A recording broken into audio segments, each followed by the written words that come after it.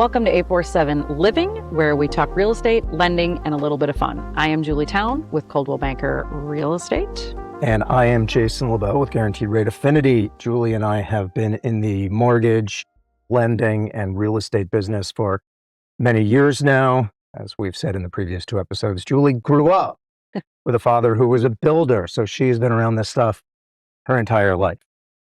We're coming to you from beautiful Glenview, Illinois, and we're recording here, and we'll be talking about a number of talking points, things that have happened in the past month, and fun facts about the 847 suburbs across Chicago, hitting mortgage, real estate, and other fun things. Yep, everything from the Loop to the land of cheese. We cover it all in between. So today we're going to talk a little bit about the latest real estate market stats, current lending trends, and then we're going to talk about the back to school time frame. Here we are in August, already back to school, and what that looks like in real estate and for just people in general. So let's get right to it. Jason, what does the world of mortgage lending look like in August compared to where we just were a month ago? So the mortgage world is calm or crazy based on what else is going on in the world. And if you've been paying attention since the last time we were here about a month ago, a lot has happened. It's kind of a roller coaster. When I was a child, I grew up in Florida. I went to Disney World a lot. I went on Space Mountain a lot. I didn't know it was a roller coaster. It was dark. Yep. You just kind of get on and you go up, you go down, things happen. Eventually you learn it. Oh, that was a roller coaster. What we've been living through. We're kind of been in the dark, going up and down and all around. It's a roller coaster. So we'll start with soccer for a second, because when we last met here, the U.S., I believe, was about to play Bosnia-Herzegovina, which they won that game. Of course, one of their best player, Falorin Balogun, got a red card. So he could not play the next game. Certain things happened. They reversed the red card. He played the next game, and the U.S. lost awfully to Belgium. Didn't even show up. It was terrible. Belgium, however, beautiful country. Great movie, In Bruges, I think, with Colin Farrell. So if you're looking for something to watch. And then also, the head of FIFA, Gianni Infantino, was riding high at the end of the World Cup. They made like $15 billion. Expectations were like 10. And then about a week ago, he introduced this idea that they were going to sell a stake in FIFA events to a private investor, and all heck broke loose. And he is now gone from a shoo-in to remain president at next March's election to everybody wants him out. So a lot can happen in sports. That's your sports update for soccer. Geopolitics. The last time we met, we were in a truce. And about a week later, that ended. So we're no longer in a truce. Oil prices have spiked. Inflation fears have spiked. The 10-year treasury has gone up. Mortgage rates have gone up. I mean, everything is still kind of hovering around that 6.5. We're still below 7. Right. We're above it. We're below it. That 6.5 is kind of where we've been teetering for the last few months. We're a little more above it than we were a month ago. You know, I'd be silly to suggest I know where things are going to go. The 10-year treasury has gone from about 4.37 to 4.66. Mortgage rates obviously went up as well. The Fed met at the end of June. I think it was the 29th was the date they announced that they're keeping rates the same. So that's kind of good news. However, the hawkish members of the Fed are getting more and more attention. And there is now the markets are pricing in an 80% chance of a Fed rate hike at the next meeting in the middle of September. So we went into the year thinking we would get 3 cuts. We've gotten 0 cuts, and now we're pricing in a rate hike. Inflation has remained stubborn. Employment has remained fine, kind of. And then the Iran conflict, and inflation fears and oil. So the vote was 9-3 to keep it the same. 3 people wanted to raise it. It sounds like there will be an increase next. So the uncertain times. The 10-year treasury already reflects that expectation. So come September, if they announce a quarter rate increase, that is not necessarily going to increase mortgage rates or increase the treasury because it's already priced in. Okay. But we'll see. Obviously, between now and then, a lot can happen geopolitically. A lot can happen with jobs report. This Friday, we'll get the report on the July numbers. It's a wild, wacky world out there. And maybe the Cubs will be in the World Series. And the Cubs made a bunch of, got 2 or 3 starting pitchers, a relief pitcher yesterday, the trading deadline. And if you're a Cubs fan, we'll know more in a month. We'll know more in a month. And the White Sox made moves too. So we'll know whoever you support in Chicago, things may be looking up. That's true.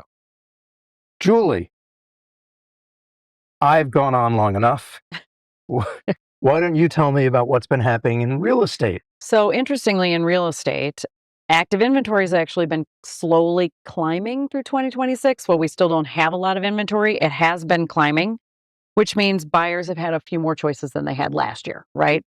Supply is still below what we consider a balanced market. So month supply is how we measure our market. And if you're below 3 months supply, that tends to be a seller's market. 3 to 5 months tends to be balanced. Greater than 5 months supply of real estate means we're in a buyer's market. And that's the amount of supply in the market and how long it would take to clear all of it. Everything, right? So if 3 months, if nothing came on the market and everything sold within 3 to 5 months and we had no new inventory, that's a balanced market right now. So we are still in that seller's market side, but we're shifting more towards that stable market. Trends are going that way. So, but well-priced homes in desirable communities are still going, potential multiple offers. And, if you're one of those people that wants to sell and you're like, oh, my neighbor sold for this, let's try to stretch our price, we're starting to see price reductions. So those people that are shooting for those price increases at high are seeing a little bit longer market time than they were in the past few years. Luxury tells a different story. So if you're in that $1 million plus market bracket, the inventory has increased noticeably, which is usually the first indicator that the rest of the market is shifting that direction. Luxury usually tells the tale. So the luxury market has had a noticeable increase in inventory from last year to this year. So that gives luxury buyers, if you're looking in that 750 plus, million plus, depending on the community, you have a little bit more negotiating power than you did a year ago. Also, those price increases where we've seen over the last few years, 8 to 12%, double-digit value increases have gone up since the post-COVID market. Now we're starting to see 2 to 5%. So it's starting to become more of the cost of living adjustment that we know to be traditional. So that is starting to decrease as well. So what does that mean for sellers? If you're under that $750,000 price point, price it competitively, you'll get strong traffic and you will still look for that multiple offer. If you're in that $1 million price range or higher, you have to really, presentation matters. Like really have an agent that's going to present your home in the best possible moment. Make sure your primary bath, your kitchen is updated. Things like that are really going to be important with that pricing. And that pricing strategy is really critical. You can't just one up your neighbors and get that, I mean, I'll just say, and I've heard this from you and other agents over the past couple of years now, one of the biggest mistakes sellers make is thinking my neighbor's price was this, I should sell for that. Listing your price in a way that increases demand has been such a benefit to sellers. And it's so important that they listen to their agents. If you price it where it should sell, not where you want it to sell based on your neighbor, but really where that data says this should sell, if you price it there, you will still generate that multiple offer in the market we're in, especially in that 750 and under. Buyers have more options, especially in the luxury market. So condition makes a big difference now. They don't want to walk in and have that updated kitchen for $1 million. I don't want to update a kitchen. I want it updated already, So your pricing strategy has to be much more strategic, and you really, in that luxury market especially, have to price it correctly from day one, or you're going to accrue that long market time. Right. For buyers, what does that mean? Great, less frantic competition. We're not in that crazy market where there's 15 offers. I got to get it in yesterday or else I'm not even going to be able to make an offer. We're not in that market. There's still not much wiggle room for low offers on, again, homes in that 750 and under bracket. It's still competitive. We still don't have the inventory numbers, but the luxury buyers have more negotiating power than they have in the last few years. Got it. So that's really kind of our overall market, but pricing right is the key right now. And you mentioned the last time we were here that the inventory had really increased. since the previous month. Yes. So that trend is still going. It's still kind of slow and steady, but we're still below where we need to be, but we are still stepping with gradually getting more inventory slow. So August tends to be a slower month for inventory to come on, but I expect the fall market that we'll see a big bump in inventory again and that we'll see that shift up again. And I probably mentioned this last time, I talk a lot about renovation loans where you can build in the price of remodeling, improving. You mentioned places, everybody wants to move into a place that's move-in ready. Not everybody wants to have a construction project. Yep. If you are someone who watches a lot of HGTV and is okay with a construction project, big or small, a renovation loan is an amazing way to get what you want without, coming out of pocket with the extra $50,000 for the kitchen or whatever it is. Right. And it may increase the options, properties that aren't move-in ready, so have fewer people looking. You have less competition. Yeah. May allow you to get a home for a better price, negotiate on that price, and then put it in that renovation piece. Put in exactly the type of place you want. So just keep talking about these renovation loans. It's really an incredible product. So yeah. Well, not to change our subject, but it's time for some fun. We're going back to school. It is, and it's really a happy time for a lot of parents, right? Summer's over. I don't know what I'm going to do with my kids home all day. Time to get back to school. They have that commercial for like Staples or something that they sing, it's the most wonderful time of the year. And it's like a parent riding a shopping cart going like, woo.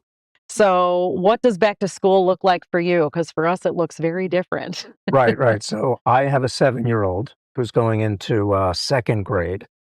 So we're just making sure his shoes still fit because, And he's excited, gets excited about school still, right? Right. We're still at that age. He's finishing up camp. Well, we've got a couple weeks to fill with a trip and soccer camp. Yeah. And then back to school. And I think he's excited. He wants to see all his friends. I mean, he hasn't been inundated with homework or anything at this point. So I think like everybody, buy some new clothes, get him excited, and get him on the bus early that first day and sharpen your pencils and woohoo. Yeah. Then I get to go back to my regular, 9 to 5 schedule with that. You, however, you've already got 2 kids kind of out of the house. Yep. You've got a third who is off to the University of Oklahoma. So I have a freshman going there this year. So we'll be doing the 13-hour trek down there. He'll be a freshman and exciting, happy, scared, all the things, all the feelings you have. Is he ready? He's ready. Are you ready? No. I am not ready to have an empty house, but we'll see how that goes. Maybe I'll be more ready once I kind of get into it. But I get to do some traveling, right? So I also have a senior at Alabama, so we get to do some SEC traveling. Fortunately, they don't play each other this year in football, so we don't have to have a house divided. But I believe Michigan plays Oklahoma. Michigan does play Oklahoma we will fight this year, so we will fight. We'll have to be excited on our podcast and give you guys updates on that battle as it develops. Yeah, and the other thing in August that I really like to talk about is this is such a big transition month, right? So in our world, I call it the gap month. It's kind of the month where you're in between the summer market and you're in between the fall market, right? We're in that little gap transition back to school. There's a lot of busy hustle bustle happening in that time frame. Because a lot of people who moved over the summer in order to get into a school, they're done. They're done. And then there's people that are like, okay, fall market, I'm jumping on. I want to be out of my house by the holidays, so we're in that weird gap. So now is actually a really great time to list your house because a lot of people are looking and they're like, ooh, I'm going to jump on a house right after school starts. I'm going to jump on it and whatever, right after I get my kids out of college, I'm going to start looking for my downsize process or, whatever that is. So August is a great time to list because the people that are looking to buy in that fall market are already shopping and you're going to be ahead of the game. You might get that offer. A lot of people won't get ahead. And they will wait until right after Labor Day and then there'll be more inventory to choose from. So you can really get top dollar in this little gap month. That's a great idea. So yeah, it's fun. Very nice. Well, I think we can wrap this point. It's been another interesting month.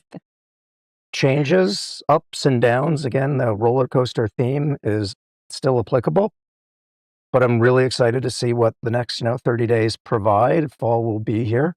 And we'll see. Yeah, I think going into fall, I'm excited. I think we're actually going to trend towards that stable market. And that's a market I really love because I feel like real negotiation happens. It's not like seller gets whatever they want, buyer gets whatever they want. They really have to compromise to work together to make a solid deal. And I think those are the deals that work to everyone's favor.